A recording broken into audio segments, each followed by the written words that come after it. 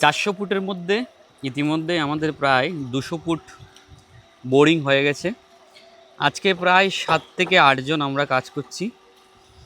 একদিকে মোটর থেকে জল তুলছে উপরের মোটরে, যেটা দিয়ে বোরিং হচ্ছে, আর ওই সুটি থেকে আমরা জল নিচ্ছি বোরিংয়ের জন্য।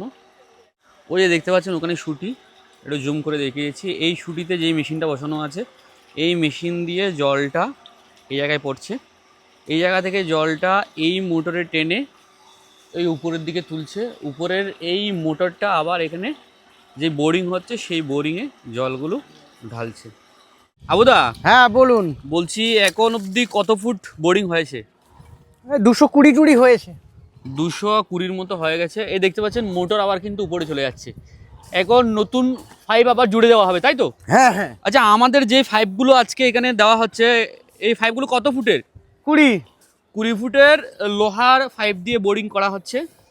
আপনারা দেখুন, এই হচ্ছে বোরিং সেট আপ। 220 ফুট ইতিমধ্যে আমাদের বোরিং হয়ে গেছে, তাই তো আবুদা? হ্যাঁ। তাহলে আর কত ফুট যাবে? এখনো যাবে, মোটামুটি আর 150 যাবে। 150, তাই তো? তো 350 উপরে যাবে তো? হ্যাঁ হ্যাঁ।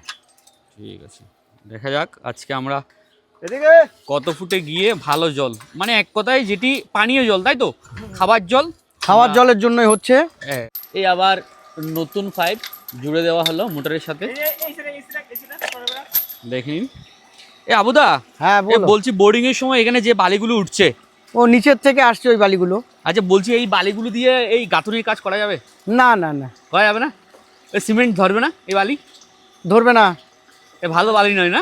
না, আচ্ছা এগুলো নিচু জায়গায় ফেলে উঁচু করে নেওয়া যাবে। আচ্ছা।